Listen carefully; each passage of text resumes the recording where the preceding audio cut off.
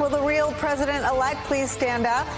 In just a matter of hours, the world's richest man burying what was a relatively inoffensive bipartisan bill to keep the government running in a mountain of disinformation, bringing the government to the edge of a shutdown and leading everyone to ask, who's in charge? Who's going to call the shots in Trump 2.0?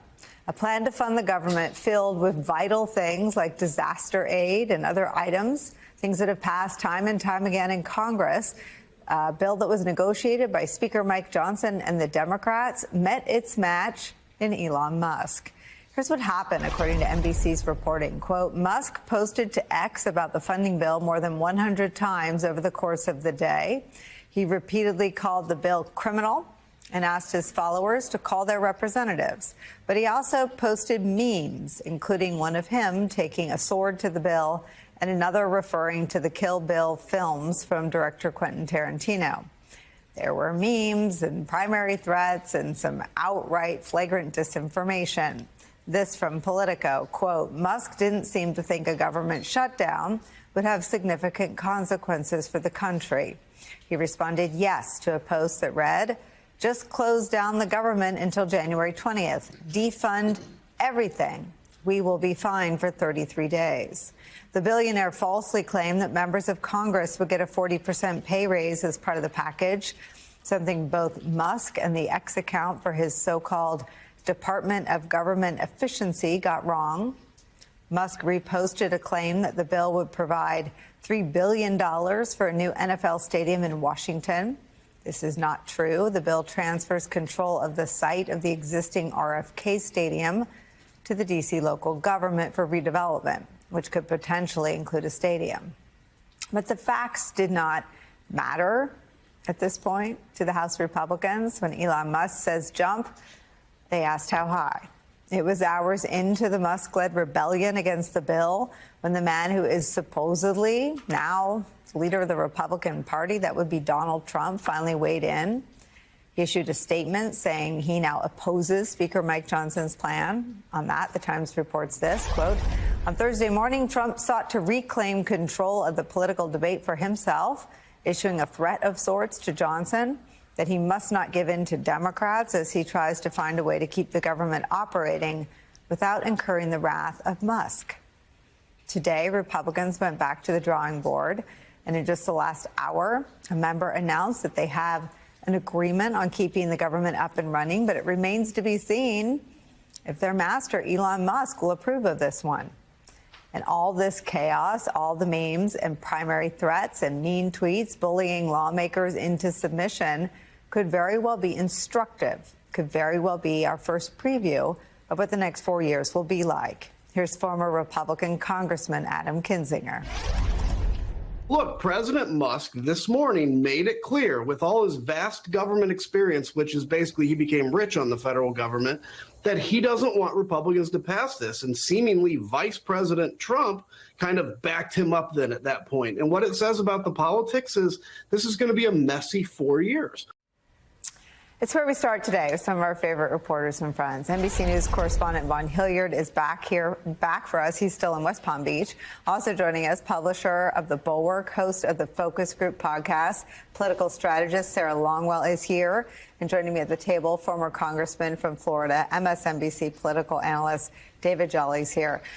Vaughn Hilliard, I am a student of patterns, and the pattern is that when someone near Trump looks more likely to be named the next time person of the year than Trump himself, that person is sometimes cast off the island. Is Musk anywhere near that kind of danger at this point, since he seems to be running Washington? And the part is for Donald Trump that person that we're talking about is somebody who is wealthier than he is, and somebody who has a greater number of companies, and arguably somebody who has a larger footprint on his own social media platform is bigger than Donald Trump's. Elon Musk hasn't been pushed away here at this point, but I got to go back. I remember sitting on the side of the road in my car back covering the midterms back in 2022, Nicole, when there were tweets that were going out in real time between Donald Trump and Elon Musk. At the time, Elon Musk was saying how he had never voted for a Republican in his life, until 2022. So this is not somebody who is steeped in conservative politics, yet now House Republicans are essentially deciding on budgets based off of his social media posts. But at the time, it was Elon Musk that was saying that Donald Trump should, in his own words, sail off into the sunset, and that an 82-year-old should not be president of the United States. And in return, it was Donald Trump who was, on his social media account, was suggesting that Elon Musk would come into the White House, into the Oval Office in his first term, and would ultimately, if he told him to, would go onto his knees. He would say, quote, when Elon Musk came to the White House asking me for help on all of his many subsidized projects, whether it's electric cars that don't drive long enough, driverless cars that crash, or rocket ships to nowhere, without which subsidies he'd be worthless, in telling me how he was a big Trump fan and a Republican, I could have said, drop to your knees and beg, and he would have done it. He went on to call him a BS artist. Those are words about Donald Trump, about Elon Musk, the now man who he is essentially held up as a proxy of his on social media at a moment in time before he's even president. But it's really quite stunning to watch him, I guess, cede so much power to somebody who he clearly didn't have much trust in just 24 months ago. I mean, Sarah Longwell, for someone for whom all of the mythology is faux strength, but strength at any cost, he looks like he is clearly now publicly being led around by the nose by Elon Musk. Yeah, look, I don't know. I don't like to get into the psychology of Donald Trump because Donald Trump's mind seems like a very dangerous place to try to get into. And so, look, all I can say is I think it seems like this is how he wants it. He likes having sort of Vivek Ramaswamy and Elon Musk out there as his enforcers with Congress. And it feels like already Donald Trump's been sort of weirdly quiet as these things have played out. And it feels like, look, I think Donald Trump ran to stay out of jail. I think that's why he did it. Donald Trump doesn't care about the American people. He doesn't care about running the American government. And so right now, I think he's just set up his own reality show. And I think it seems like he's kicking back and watching how it plays out. And he's letting these other guys do his dirty work. And right now, I think this shutdown is interesting, or the potential shutdown, because I think that Donald Trump thinks that they can do this now without him being Donald Trump, catching, like having to take responsibility for it. He thinks Joe Biden will end up having to take responsibility for it. And so I think it's him sort of laying down a marker of these are my guys who are going to be running things. Everybody get used to it. But he feels like it, it won't sort of ricochet back on him because he's not president yet. But I will say there is something, I don't know exactly what the word would be. There's something about watching Republicans who have empowered Elon Musk, RFK, Tulsi Gabbard, Donald Trump, all people who, by the way, 10 years ago were Democrats, and in some cases much more recently were Democrats. It's interesting watching Republicans having emboldened and embraced all of these characters, only to have these characters turn around and make it 100% impossible for them to govern. Well, not just impossible for them to govern, but I think what Sarah just described is a phenomenon you and I were sort of canaries in the coal mine have been talking about since the primary 2015, that the Republican Party's embrace of Trump has nothing to do with Republican things. It has nothing to do with conservatism. Yeah. And to Sarah's point, the turning over of the levers, and now they control all the levers of power, the Republican Party, ostensibly, but to turn over the House to Musk and Ramaswamy, and to ask the Senate, also controlled by Republicans, to confirm RFK and Tulsi. It is a remarkable sort of abandoning of the party. It's wild. I mean, so part of what we're seeing today is the asymmetry between money and democracy. I mean, Elon Musk is a billionaire bully, and he's pulling that off. But what we're also seeing is an exercise in ignorance, because nothing that Elon Musk thinks he's fighting for is actually real. And the other piece of this is, this was not a fight they needed to pick. this would have sailed through. Republicans on Capitol Hill would have had their angst and anxiety about it. But the truth is, Hakeem Jeffries and Democrats, in moments where governing was required, have done that in the last 2 years. He's led the coalition, be it on funding for Ukraine, raising the debt ceiling, keeping the government open a year ago. Democrats would have provided votes again this time. Everybody would have had a Merry Christmas, Happy Holidays, Happy New Year. Elon Musk and Donald Trump decided to pick this fight, and now it is not. I agree with Sarah's analysis about Donald Trump, but I also think Donald Trump's analysis is actually wrong. Yeah. Joe Biden doesn't bear any blame for this. This was going to sail through. The government was going to stay open. Trump and Musk, Trump and his two Doges, chose to pick this fight, and they're going to lose this fight. And so the question is, how do you get out of it now?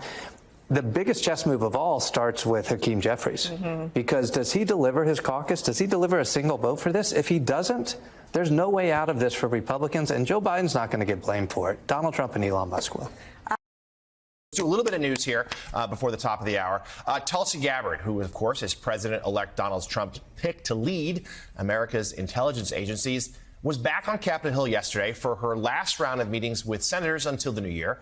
Gabbard is seen as potentially the most troubled choice for Trump's cabinet, with little intelligence experience and a history of controversial comments on Russia and Syria. Here's some of what she had to say yesterday to reporters. How did the meetings go? Great. Today's been a great day. Every day's been a great day. There are more to come. With regard to reporting that as many as 8 Republicans have doubts about your confirmation, is that what you've gathered from your meetings so far? I'm not going to comment on some anonymous reporting that means nothing without names and attached to it. And has the situation in Syria impacted how these meetings have gone? Have you been asked about that? I'm not going to get into the content of those conversations, but every one of them has been valuable and constructive. So Tulsi Gabbard, Pete Hegseth, two names they seem to be in the most trouble. But Hegseth's meetings with senators at least appear to be going well. We're hearing from inside the room, Gabbard's less so, that it's actually raising more questions than answering. And look, the fall of Bashar al-Assad in Syria has worldwide monumental implications for lots of people, but also for Tulsi Gabbard. Pretty poor timing for her. Yeah, she's shown, of course, great openness to Assad, affinity perhaps even to Assad and to Vladimir Putin, we should add as well. I mean, this is something we've talked about a lot on Morning Joe, which is when we talk to Republicans privately, they say, look, we'll get you, Donald Trump, a loyalist, someone who's going to basically do what you want them to do in terms of national intelligence, but not her. You know, there's somebody who they don't trust with the intelligence secrets of this country. And so perhaps, I think yesterday we saw a lot of people saying, we had productive meetings. We're open to the possibility. We didn't hear a lot of full-throated endorsements. A couple said, I'm on board. But again, it doesn't take many. And if there are, in fact, 8 or if there are even 6 Republicans or even 5 Republicans who say no, she could be in jeopardy. But it's just this whole dynamic that we're going to talk about in a minute on Morning Joe of Donald Trump and, yes, Elon Musk pulling the strings on everything that happens in the government before he's even president of the United States. Is Donald Trump going to call these senators? Is he going to call these Republicans and say, do this or else? He is seeing how far he can push them on everything, including maybe Tulsi Gabbard. Yeah, a preview of the tumult to come, no doubt. Much to get to this morning. Willie, guys, thank you for today and for all the counsel and help over the years. Congrats on a great run. Thank you, Willie. We really appreciate it. And Meanwhile, you've got some new reporting this morning on Donald Trump as he looks at these open posts in his administration, picking people he has supported in the past but who have lost elections. What more can you tell us? Yeah, it's an interesting little trend we spotted. A lot of Donald Trump's personnel picks to stock his administration, including for some important jobs, some plum jobs, are Republicans who ran their own races in recent years and lost while embracing the Trump MAGA brand. Take a look at some of these names here. There's David Perdue, the former Georgia senator, who's now been chosen for ambassador to China. Kelly Loeffler, in the same cycle as Perdue, lost. She's been chosen to lead the Small Business Administration. Herschel Walker in Georgia 2 years later, Trump's handpicked choice, lost to Raphael Warnock. He's been chosen for ambassador to the Bahamas. Mehmet Oz, Pennsylvania Senate candidate, lost his race, chosen to lead CMS. Kari Lake, who managed to lose a governor's race and a Senate race in Arizona in the span of 2 years, will run the Voice of America. Lori Chavez DeRemer, The Oregon Republican has been chosen for labor secretary. She was attacked by her Democratic opponent of being too close to Trump in the last election, ended up losing. Doug Collins, who lost to Georgia jungle primary to Loeffler way back in 2020, has been chosen to run the Department of Veterans Affairs. And then to a lesser extent here with this phenomenon, Lee Zeldin in New York, he actually overperformed in 2022, not underperformed while running close to Trump, but he did lose his race by 7 points. He's been chosen to lead the EPA. So what's going on here? A Trump transition official who's close to this process told my co-author for this, Matt Dixon, quote, "He values loyalty, hard stop. At times beyond all else. We were not surprised by anyone you mentioned was picked," and that source went on to say he's trying to change Washington and wants people to know and wants people who he knows he can trust. And Democrats on the other end are asking, why is Trump stocking his administration with electoral losers? With some of these people, at least, they are wondering, are they really the best and the brightest? Or is Trump simply rewarding his loyalists and trying to make them whole after they, in some cases, might have sacrificed their electoral careers to support him? Yes, let me answer. It's the latter. Rewarding loyalty, for sure. NBC's Sahil Kapoor, fascinating new piece, NBCnews.com to read through it. Sahil, thanks so much. Joining us now, Melanie Zanona, senior congressional reporter for Punchbowl News and an MSNBC political contributor. Former Republican Governor John Kasich of Ohio, an MSNBC political analyst. Brendan Buck is former aide to House Speakers Paul Ryan and John Boehner, and an MSNBC political analyst. All right, Melanie, give us a sense of how Musk is viewed on the Hill. Is he seen as the voice of Trump, someone to be feared, someone viewed with contempt? Help us understand. Yeah. He's really being viewed as a de facto speaker right now. I mean, yesterday when he was tweeting about this initial spending bill package and how terrible it was, he was tweeting all day. Members were watching that. I had one member who was walking up to the votes and whipped out his phone to show me, hey, did you see this? It's going around right now. And all the members are watching it. They're seeing what he's saying. I was also told that he was working behind the scenes, calling some members, speaking to them directly and personally. And of course, Mike Johnson said he's in a group chat with Elon Musk, Vivek Ramaswamy. So they are listening to what he has to say. And a huge part of it is because they believe he speaks for Trump. He is viewed as a proxy to Trump.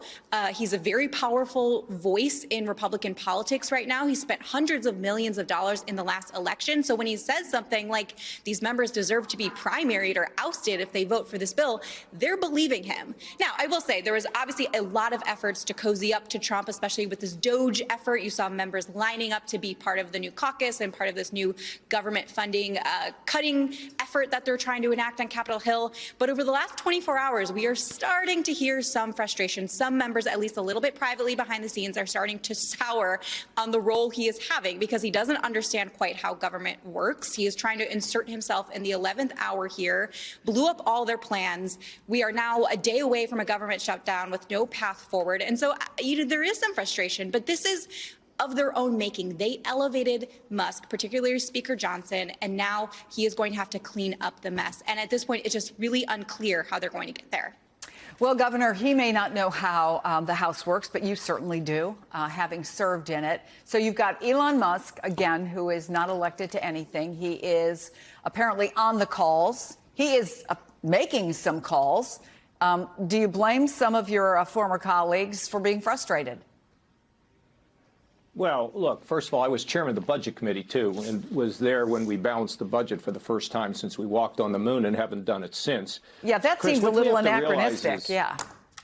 Yeah, I mean, I can tell you that it's just a different time. Now, let's talk about the spending bill. I think this is one time when Republicans can actually win when it comes to government shutdown.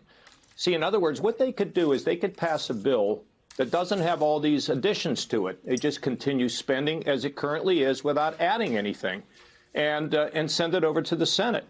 I don't think the public wants all these additions. I don't think the public wants all these little Christmas tree ornaments. Some of them are important, but they don't want it added. So I think that if the House were to pass a clean bill, just without any of these additional things that they were trying to tuck in, I think the Senate's and the Democrats are in a tough position to reject it, because then what they have to do is start arguing for some of these special favors that are in this bill.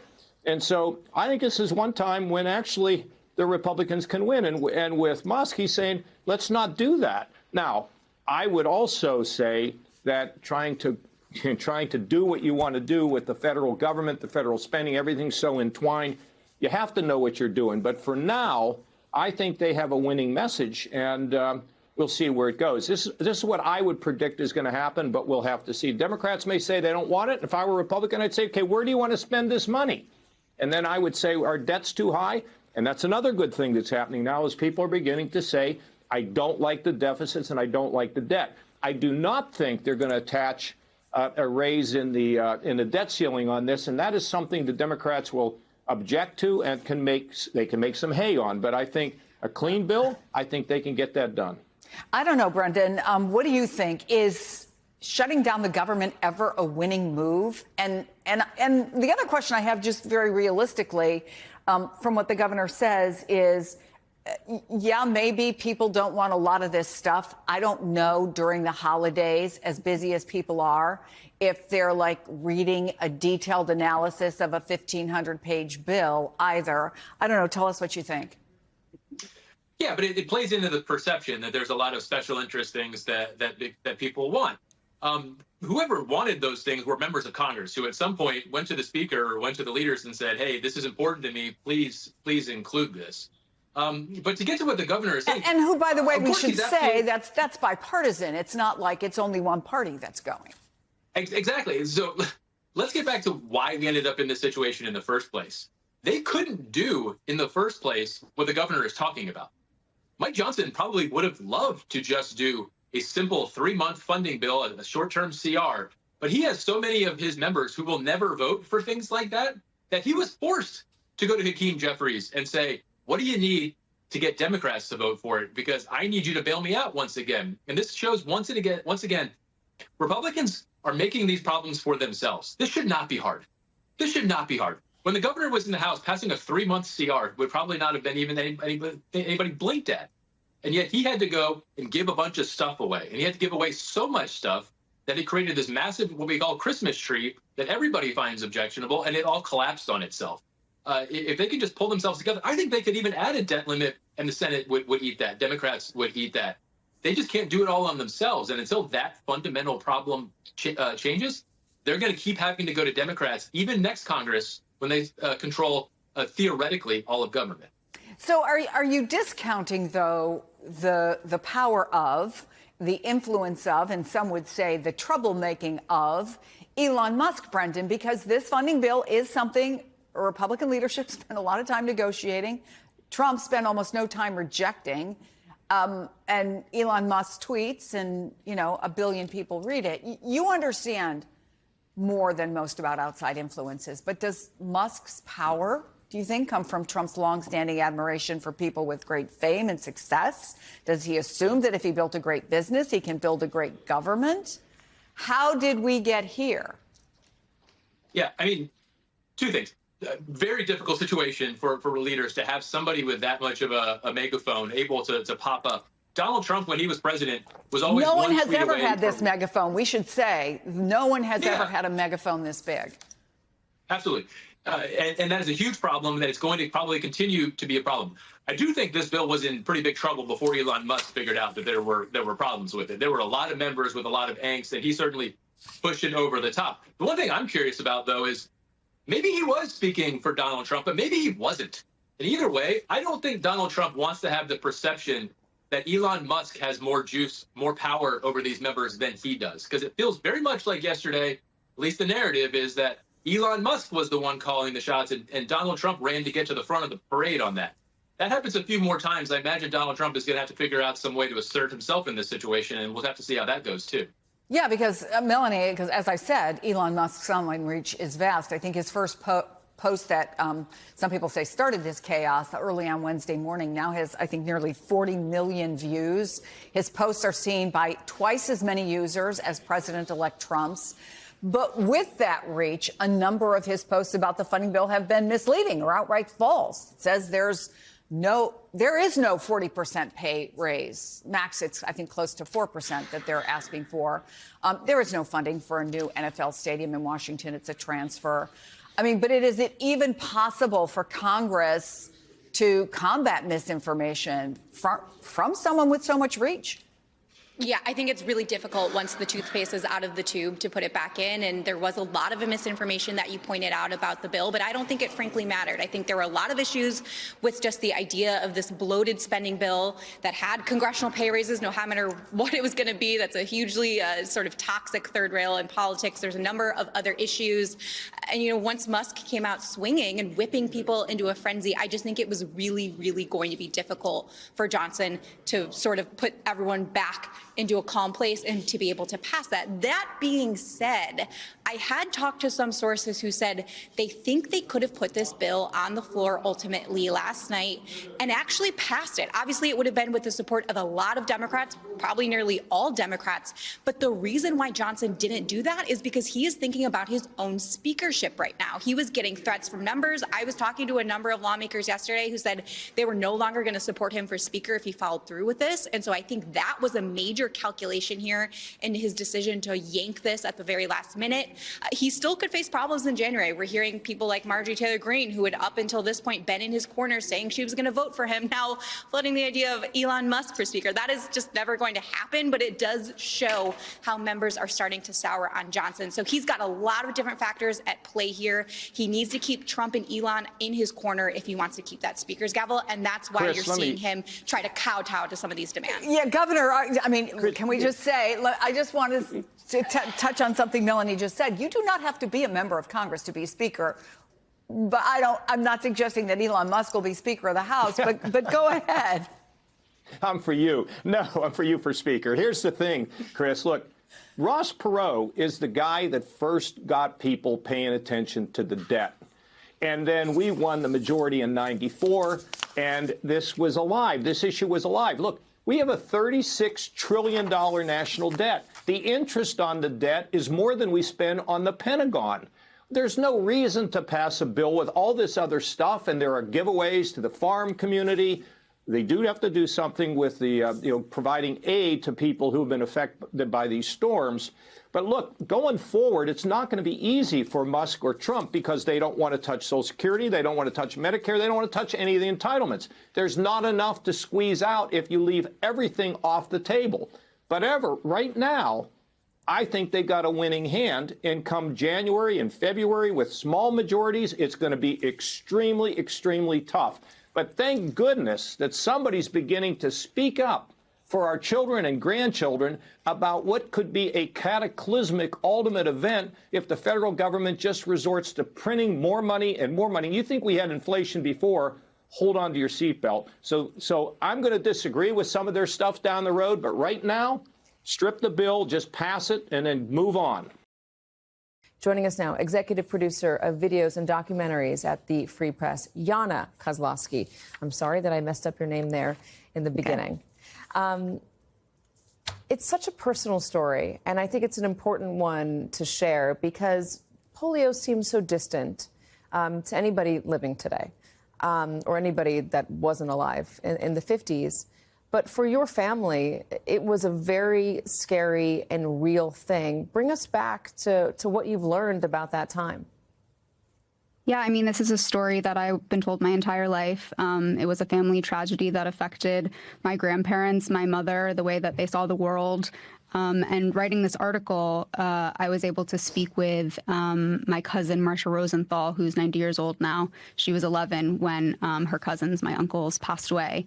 And speaking to her, what I got was just the fear of this disease, the fear of it happening to children. I think what's different about polio than COVID-19, which we've all lived through, is it affects young children, especially very young children and babies. And so there was just this fear, especially in the summertime when epidemics would sort of rise, that they couldn't go to the movie theaters, they couldn't go to the swimming pools, they didn't want to leave the house. Just the fear was overwhelming that children would get polio. And for my family, this was like a nightmare come true.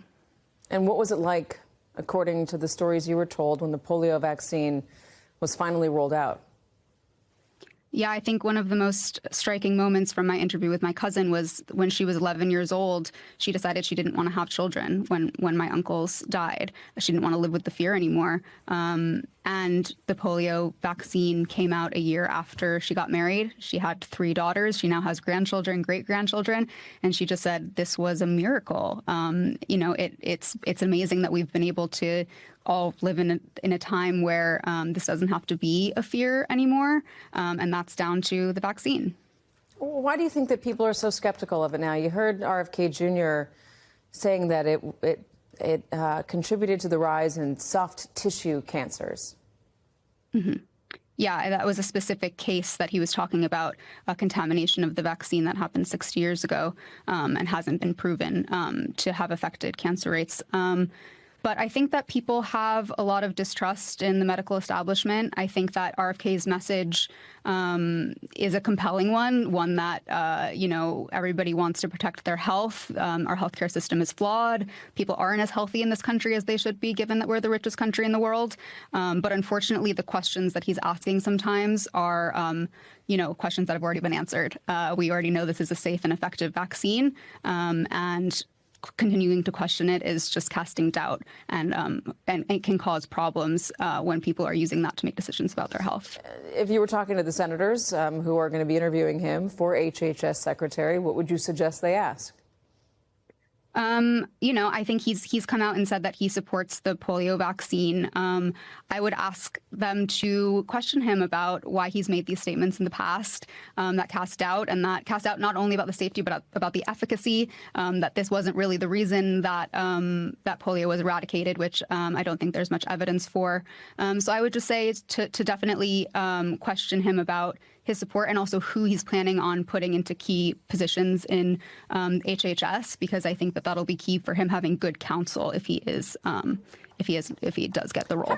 Do you have I'm sure you've thought about this. It's a really hard question, and if you don't have an answer, I mean, I don't have an answer. How do you rebuild trust in a system that's lost so much of it? How do you rebuild trust in a health system when so many Americans are doubting what they're putting in their body, and they're believing or worried that the companies that say they're there to protect them are actually there to keep them medicated?